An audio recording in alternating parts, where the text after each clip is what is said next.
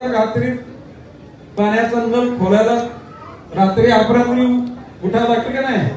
नवी मुंबईमध्ये 24 तास पाणी. ऐकलंय का तुम्ही? 24/7. नवी मुंबईचं शिक्षण फुकट.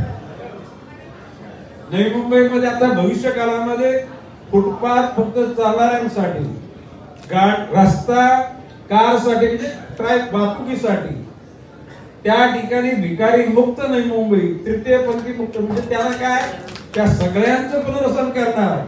भिकाऱ्यांना हॉकर्स प्लाझा मध्ये येथे फेरीवाल्यांना जागा मिळणार, हातगाडीवाल्यांना आणि पथरीवाल्यांना, भिकाऱ्यांना सुद्धा त्यांचं पुनर्वसन करून त्यांच्या मेडिकल करून त्यांना रोजगार मिळण्यासाठी सुद्धा प्रयत्न करणार.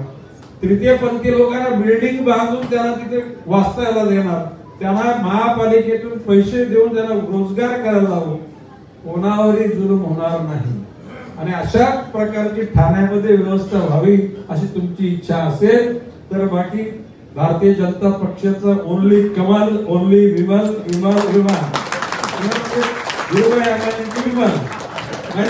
विमलच्या साड्या मिळायच्या, त्याला जगात कायची ओनली विमल, तर आता ओनली कमल. आणि हे बघा, माझा असं म्हणजे दुसऱ्याला वाईट बोलून तुम्ही मोठे होऊ शकत नाही. गणेश नाईक एक शिकायचं, कुठल्या पक्षाचं नाव घ्यायचं नाही, कुठल्या व्यक्तीचं नाव घ्यायचं नाही.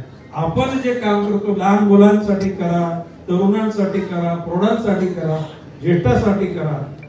सकारात्मक विचारातून जीवन जगा. भिकाऱ्याला पाय लागला तरी भिकाऱ्याची माफी मागा. म्हणजे बाबूंनी सांगितलं की ठाणे महापालिकेच्या निवडणुकीमध्ये गणेश नाईक त्या ठिकाणी नेतृत्वाच्या ठिकाणी राहील हा तुम्हाला विश्वास देतो. जशी नवी मुंबई एक हाती 1995 साली संजू नाईक महापौर झाले, तर 2020 सालापर्यंत जयवंत सुतार म्हणजे 25 वर्ष ती महापालिका गणेश नाईकच्या नेतृत्वाखाली लढली गेली, जिंकली गेली. नो पार्टनर, ओनली शिवसेना, त्याला ओनली शिवसेना, ज्याला राष्ट्रवादी देतील ओनली राष्ट्रवादी, भाजपमध्ये गेले तर ओनली भाजप, आणि आता भविष्य काळात भाजप आणि भाजप. ठाण्यामध्ये सुद्धा बागोले तेच करायचं ना? नक्की.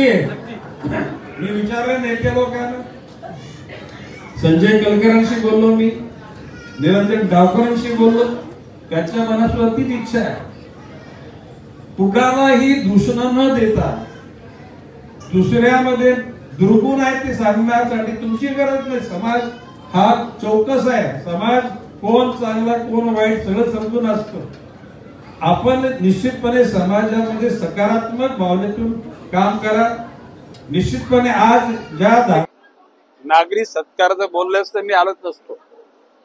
मला या ठिकाणी सांगितलं गेलं की इथले लोकप्रिय नगरसेवक भरत चव्हाण यांच्या विद्यमाने आणि कोपरी परिसरातील जी भारतीय जनता पक्षाची कार्यकारिणी आहे यांच्या माध्यमातून सिनियर सिटीजनना कार्ड वाटप आणि त्याचबरोबर आधार म्हणून काठी देण्याचं काम या ठिकाणी होणार आहे. म्हणून मी आलेलो आहे. सत्कार मी कधी स्वीकारणार नाही असं स्पष्ट केलेले. लोकांनी निवेदन द्यावे. लोकांची निवेदनाच्या अनुषंगानं लोकांच्या अडचणी दूर करण्याची भूमिका घ्यायचं आम्ही ठरवलेलं आहे.